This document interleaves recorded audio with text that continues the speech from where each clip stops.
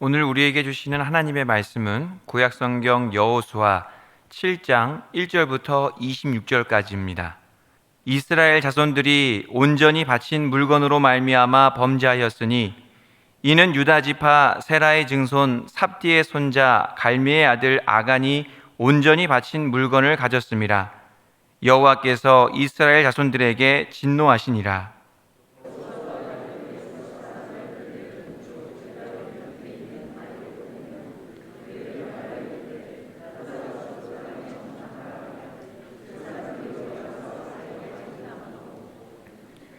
여호수아에게로 돌아와 그에게 이르되 백성을 다 올라가게 하지 말고 2-3천 명만 올라가서 아이를 치게 하소서.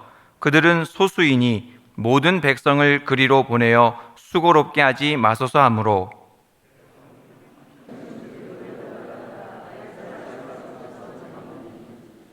아이 사람이 그들을 36명쯤 쳐 죽이고 성문 앞에서부터 스바림까지 쫓아가 내려가는 비탈에서 쳤으므로 백성의 마음이 녹아 물같이 된지라.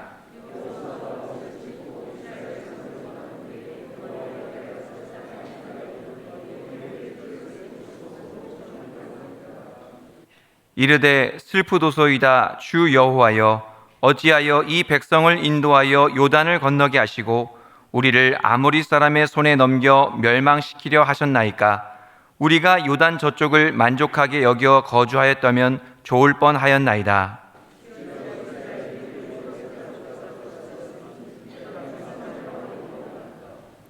가나안 사람과 이 땅의 모든 사람들이 듣고 우리를 둘러싸고 우리 이름을 세상에서 끊으리니 주의 크신 이름을 위하여 어떻게 하시려 하나이까 하니,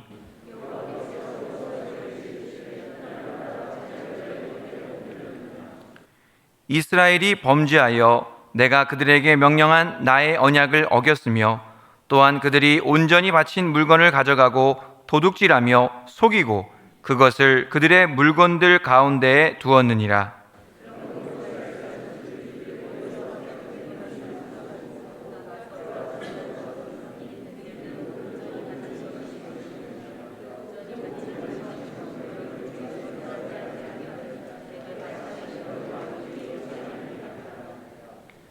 너는 일어나서 백성을 거룩하게 하여 이르기를 너희는 내 일을 위하여 스스로 거룩하게 하라.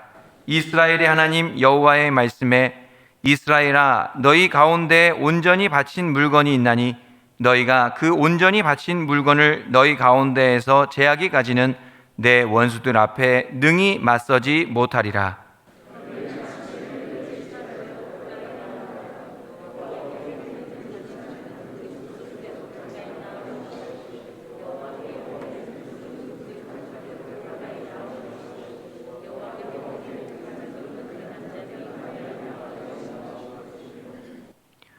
온전히 바친 물건을 가진 자로 뽑힌 자를 불사르되 그와 그의 모든 소유를 그리하라.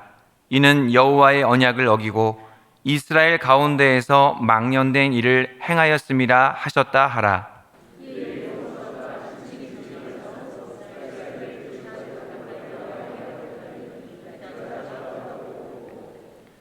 유다 족속을 가까이 나아오게 하였더니 세라 족속이 뽑혔고 세라 족속의 각 남자를 가까이 나아오게 하였더니 삽디가 뽑혔고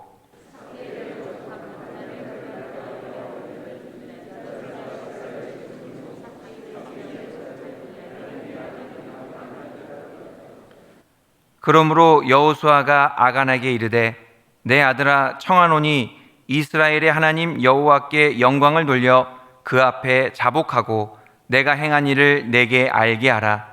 그 일을 내게 숨기지 말라 하니,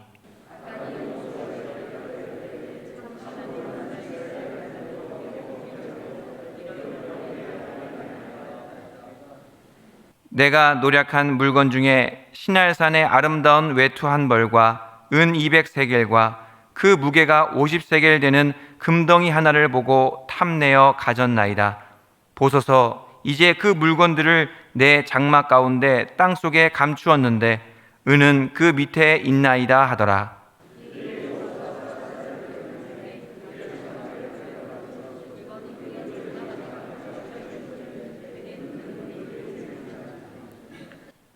그들이 그것을 장막 가운데서 취하여 여호수아와 이스라엘 모든 자손에게 가지고 오매 그들이 그것을 여호와 앞에 쏟아 놓으니라.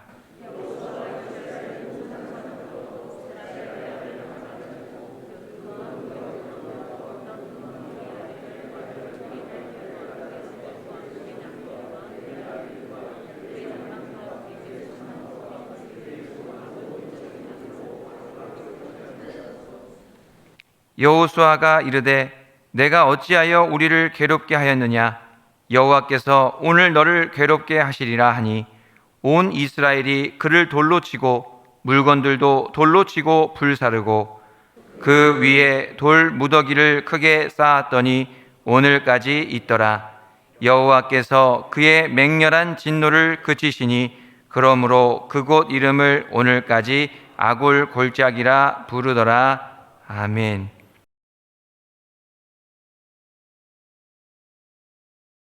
여리고를 무너뜨린 기세대로라면 그보다 훨씬 규모가 작은 이 아이성 정복은 별로 문제가 될 것이 없었습니다. 당연히 승리하는 전쟁이었습니다. 그런데 이 당연한 것이 어그러지는 일이 발생합니다.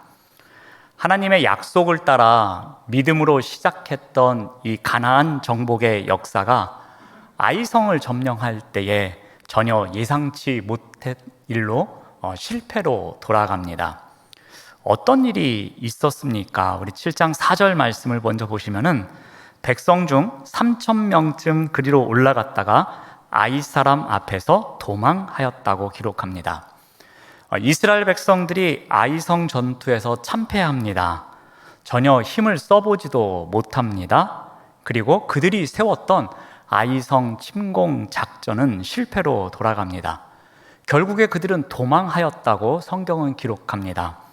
이 도망하는 것은 어떠한 위협으로부터 자신의 신변을 지키기 위해서 피하는 동작을 말하는 것입니다. 그러니까 그들은 그만큼 아이성에서 다급하게 자신들의 목숨을 구하기 위해서 도망쳤음을 이야기하고 있습니다. 이 첫 번째 전투의 실패로 말미암아서 이 외적으로 드러나는 이 실패의 피해 규모는 얼마 되지 않았습니다. 하지만 이들이 당한 심리적인 피해가 훨씬 컸다고 성경은 기록합니다. 우리 5절 말씀을 보시면은 아이 사람이 그들을 36명쯤 쳐 죽이고 성문 앞에서부터 스바림까지 쫓아가 내려가는 비탈에서 쳤으므로 백성의 마음이 녹아 물같이 된지라 라고 합니다. 그러니까 이 첫 번째 전투에서 이스라엘 백성들이 전사한 숫자는 36명 정도입니다. 3,000명이 공격을 하러 갔다 36명이 전사했기에 대략 한 1.2%가 이 전사한 것입니다. 그러니까 이것은 그렇게 치명적으로 타격을 입은 숫자는 아닙니다. 그런데 어떤 일이 일어났다고 합니까? 백성들의 마음이 녹아서 물과 같이 되었다라고 합니다. 이것은 우리가 여호수아 6장에서 보았던 표현과 비슷합니다.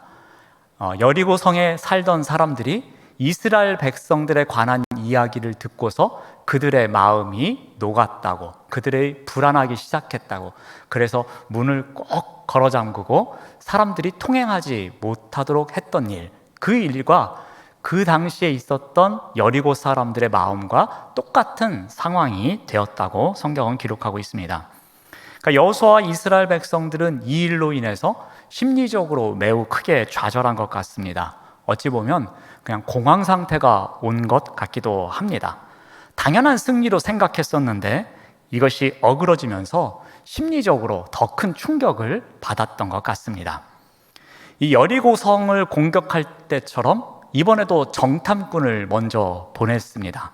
그리고 그들이 전력 분석도 해왔습니다. 그리고 이번에는 여리고성과 달리 정탐꾼이 그 적군에게 들키지도 않았습니다.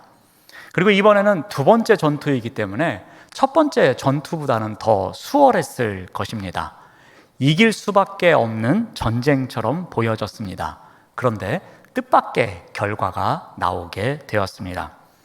왜 이렇게 뜻밖의 결과가 나왔는지 성경은 이 두 가지를 들어서 그 이유를 기록하고 있습니다. 먼저 우리 7장 1절 말씀을 보면은 이스라엘 자손들이 온전히 바친 물건으로 말미암아 범죄하였다고 기록합니다. 그러니까 첫 번째로 이 전쟁이 실패한 이유는 범죄하였기 때문에 이 전투에서 졌음을 이야기합니다. 여기서 범죄하였다라는 것은 의무를 성실하게 이행하지 않고 배반한 것을 말합니다. 그러니까 종교적으로 정해놓은 법이 있든지 하여튼 규칙이 있는데 그 선을 넘어간 것, 이것이 바로 범죄였습니다. 어떤 범죄였습니까? 온전히 바쳐진 물건으로 인한 범죄였습니다. 즉 하지 말아야 될 일을 한 것이었습니다. 하나님의 말씀을 범해서 하나님의 것을 자기 것으로 여기는 범죄를 저질렀던 것입니다.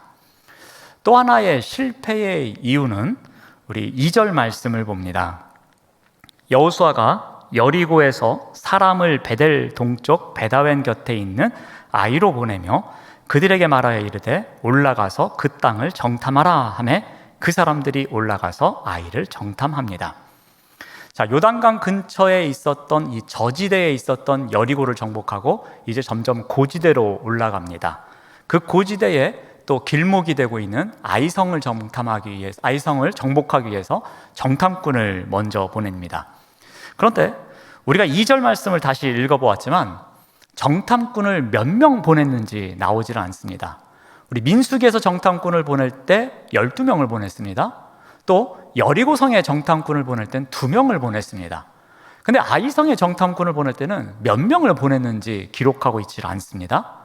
그리고 민수기나 우리 앞에서 본 여리고성에 보낸 정탐꾼의 이야기는 자세히 다루고 있습니다. 그들이 가서 무슨 일을 했었고 어떠한 에피소드를 겪었고 그들이 돌아와서 어떠한 보고를 했고 상세하게 기록하고 있습니다. 자, 그런데 이번 아이성에 보낸 정탐꾼에 대해서는 그렇게 상세하게 기록하고 있지를 않습니다.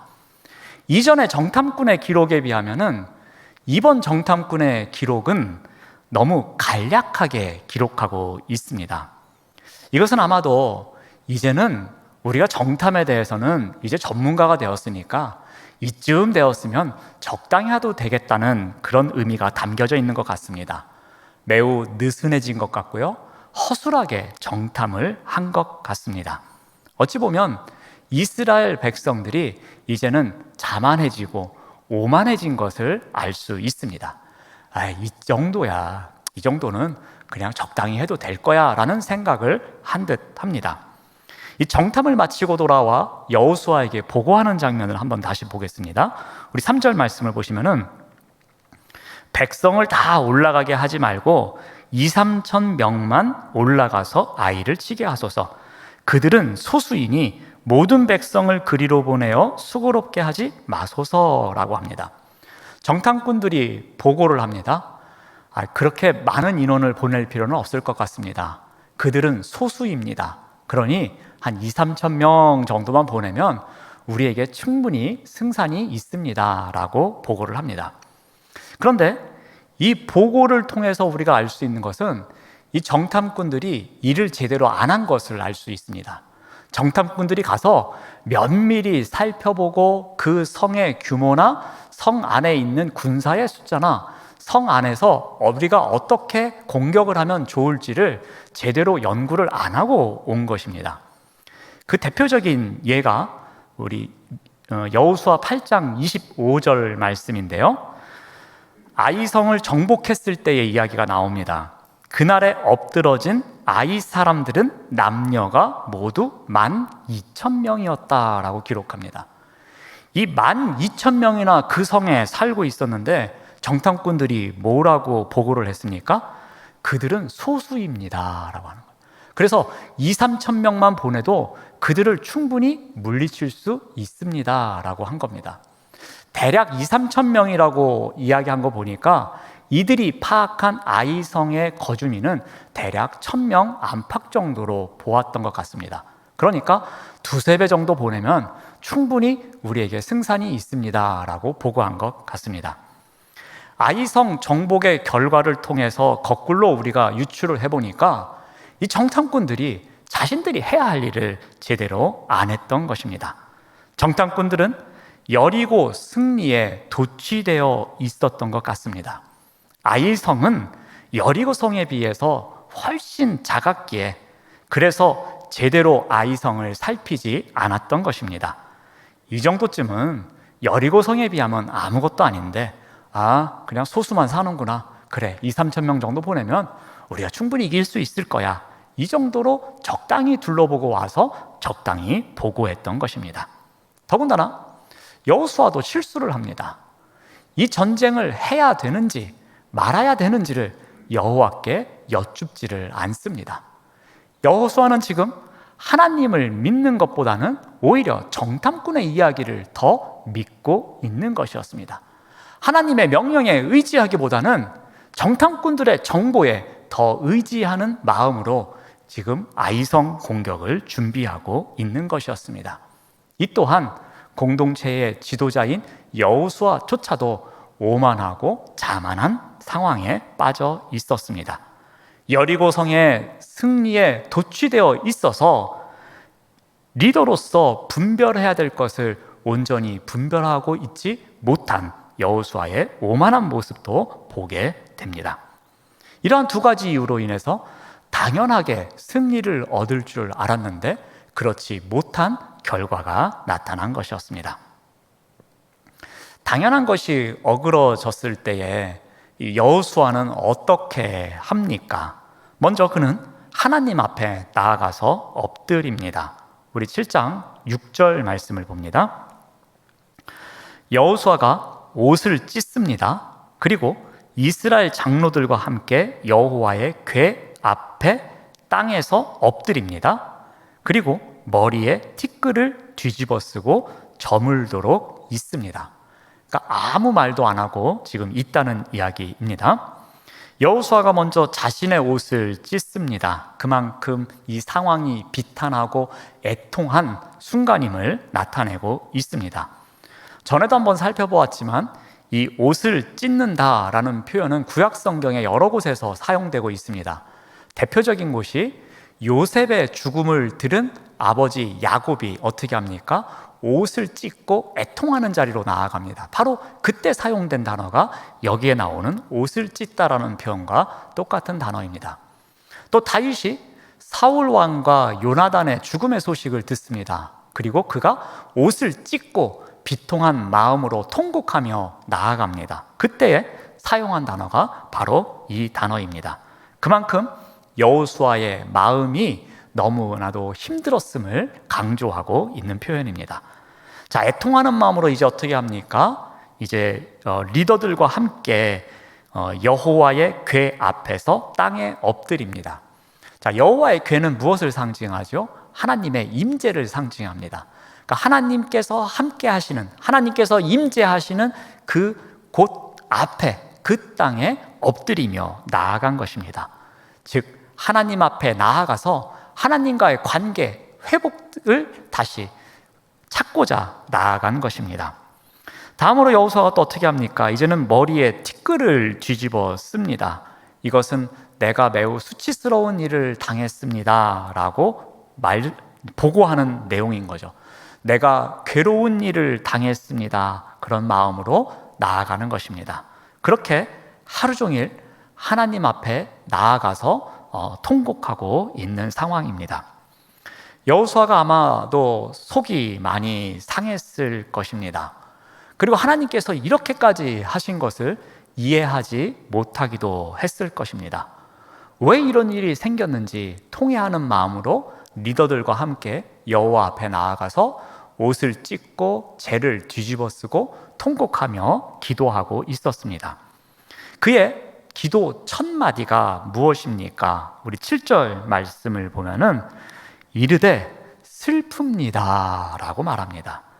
여호수아는 자신의 심정을 토로하면서 지금까지는 계속해서 침묵하며 울고 있다가 이제 첫 마디를 뗍니다. 그 말이 무엇입니까? 하나님 정말 슬픕니다 라고 말하는 것입니다. 자, 그러면서 어떻게 말합니까? 7절 말씀을 계속 보면은 주 여호와여, 어찌하여 이 백성을 인도하여 요단을 건너게 하시고 우리를 아모리 사람의 손에 넘겨 멸망시키려 하셨나이까? 우리가 요단 저쪽을 만족하게 여겨 거주하였더라면 좋을 뻔하였나이다 라고 말합니다. 여러분, 이 표현을 보면서 어디서 많이 보던 표현 같지 않습니까? 민수기에 많이 나오던 표현입니다. 이스라엘 백성들의 주된 레파토리 중에 하나였습니다. 그들이 불평한 일이 생기면은 모세 앞에 가서 무엇이라고 이야기를 했죠? 왜 우리를 출애굽시켜서 이 광야에서 죽게 하느냐? 왜 우리를 홍해를 건너게 해가지고 이렇게 힘들게 하느냐? 라면서 불평과 원망을 했던 일이 여러 번 있었습니다. 근데 여호수아가 이번에는 요단강을 건너와서 하나님 앞에 어떻게 합니까?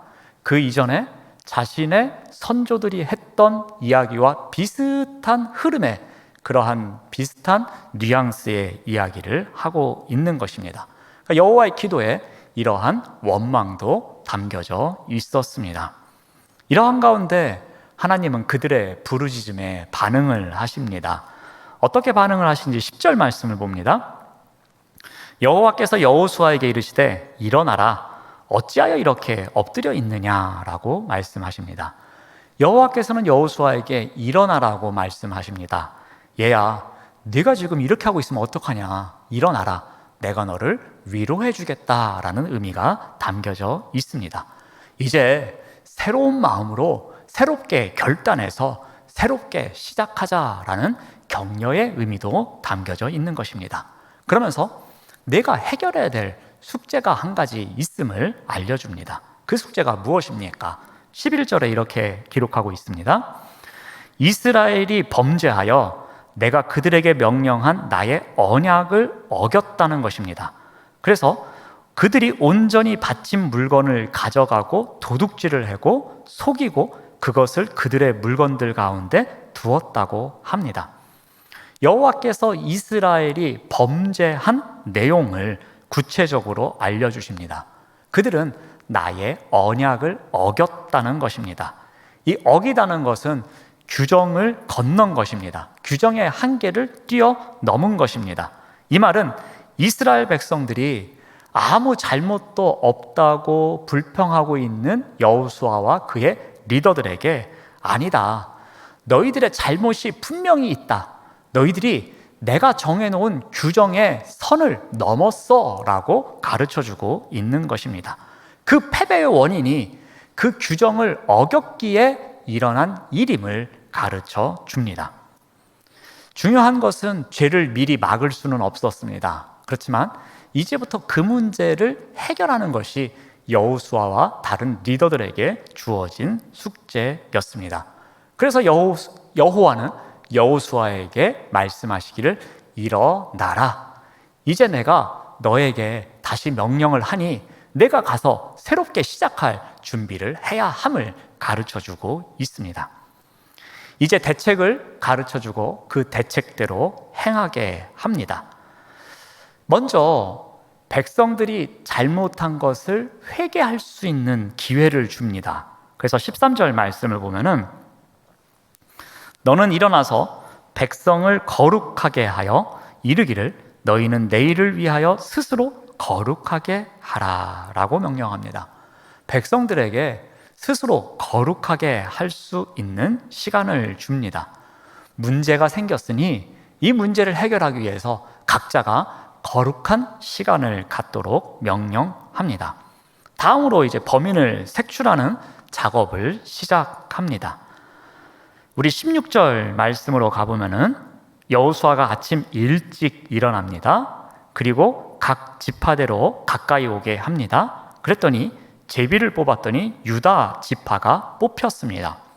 또 17절 말씀을 보니까 그 중에 세라 족속이 뽑혔고요. 또 그 중에 삽디가 뽑힙니다. 또 18절 말씀을 보면은 갈미의 아들인 아간이 뽑혔더라라고 성경은 기록하고 있습니다. 연이어서 뽑히고 뽑혔더라라고 표현하고 있습니다. 그만큼 지금 사건이 긴박하게 전개되고 있음을 이야기해 줍니다. 그런데 이 뽑히다라는 단어가 우리 한글 성경으로 표현된 것처럼 단순한 수동태의 의미만은 아닌 것 같습니다. 이 표현에 담겨진 의미는 수동적인 의미보다는 하나님께서 뽑히는 이 과정 속에 주도적으로 능동적으로 이끌어가고 있음을, 그러한 뉘앙스를 우리가 읽을 수 있습니다. 이 많은 백성 가운데서 아간이라는 한 사람으로 좁혀지기까지의 이 과정, 얼마의 시간이 걸렸는지는 잘 모르겠습니다. 하지만 그 힘든 시간을 여호수아는 철저히 그리고 또 분명하게 밟아가고 있습니다. 여호수아가 철저하게 이 문제를 해결하면서 우리 공동체가 이러한 잘못을 다시 범하면 안 될 것을 가르치는 의미도 담고 있는 것 같습니다. 자, 여리고를 무너뜨린 이 기세대로라면 이 아이 정복은 따놓은 당상과도 같은 일이었습니다. 자, 그러나 이 당연한 일이 어그러집니다. 아이성 전투의 패배는 이 대적들의 힘이 강력해서 생긴 일이 아니었습니다. 그리고 이스라엘 백성들이 전쟁을 준비한 것이 부족해서 생긴 일도 아니었습니다. 내부의 불순종 때문에 생긴 결과였습니다. 이러한 결과가 생기자 여호수아가 어떻게 합니까? 하나님 앞에 나아가 엎드립니다. 그리고 공동체를 마음에 품고 그 공동체를 위해서 기도합니다.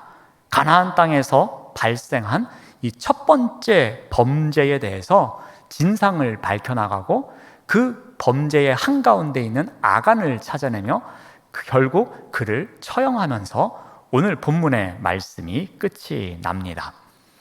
자, 그런데 이러한 과정에서 여호수아가 고려한 가장 중요한 원칙이 한 가지 있습니다. 그것은 바로 공동체 의식이었습니다. 개인보다 공동체를 위해 자신을 헌신하고 희생하는 것이 정말 중요함을 다시 한번 깨우치고 있는 것이었습니다. 자, 이스라엘 백성들이 여기까지 올 수 있었던 여러 비결이 있었습니다. 가장 중요한 비결은 하나님께서 동행해 주셨기에, 그래서 그 하나님께서 이끌어 주셨기에 가능한 일이었습니다. 그렇지만 그 안에 있는 공동체 사람들에게도 중요한 일이 하나 있었습니다. 그것은 나의 뜻과 의지를 내려놓고 공동체를 위해서 헌신하고 섬기는 마음이 그들에게 있었던 것입니다. 나의 이익보다는 공동체의 이익이 우선이라는 공동체 의식이 이 이스라엘 백성들에게는 현저하게 있었던 것입니다. 그런데 이 공동체보다 자신의 이익을 먼저 생각하는 사람이 나온 것이었습니다. 그리고 그 사람에 의해서 하나의 사건이 벌어졌습니다.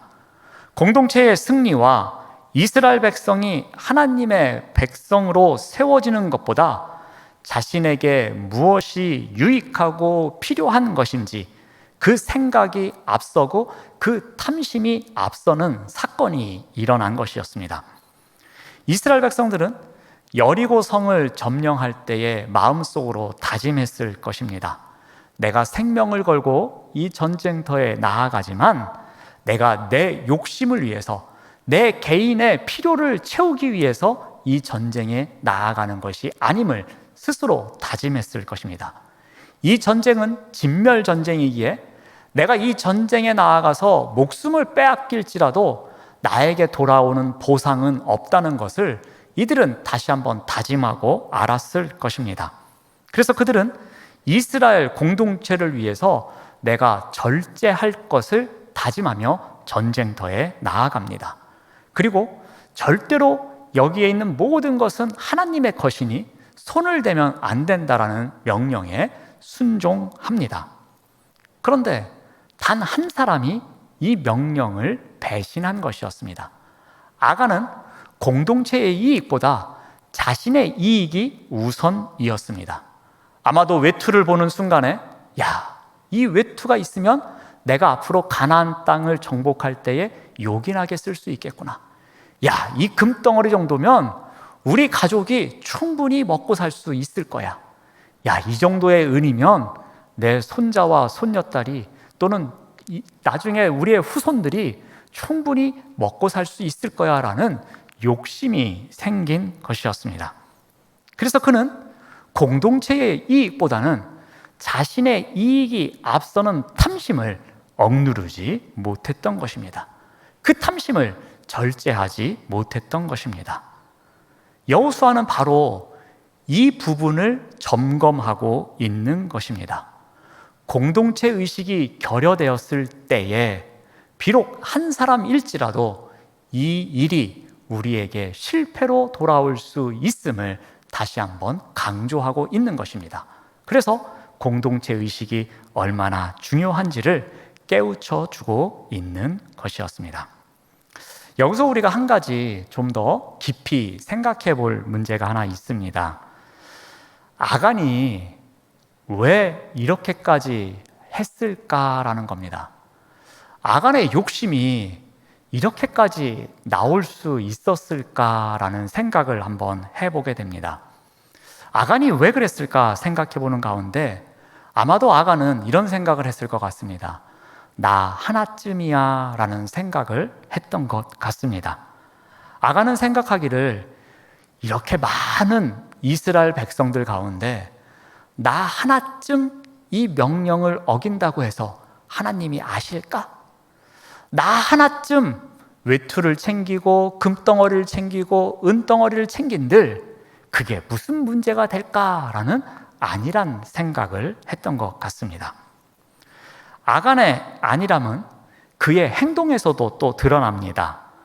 우리 여호수아 7장 13절 말씀을 잠깐 봅니다. 너희는 내일을 위하여 스스로 거룩하게 하라라고 합니다. 여호수아가 분명히 백성들에게 우리 공동체 안에 이러한 문제가 생겨서 내일 중요한 일을 할 것이라고 가르쳐 주었습니다. 그리고 내일을 위해서 너희들은 돌아가서 스스로 정결케 하고 거룩하게 하라고 명령했습니다. 자, 그렇다면 만약에 저 같으면은 야, 이거 나 때문에 문제가 생겼구나. 이거 큰일이구나. 내가 오늘 밤에 다른 사람들 몰래 여호수아를 찾아가서 내가 잘못했다고 이야기하며 이 훔친 것을 내어놓고 살려달라고 용서를 빌어야겠다라는 생각을 할 것 같습니다. 그렇죠?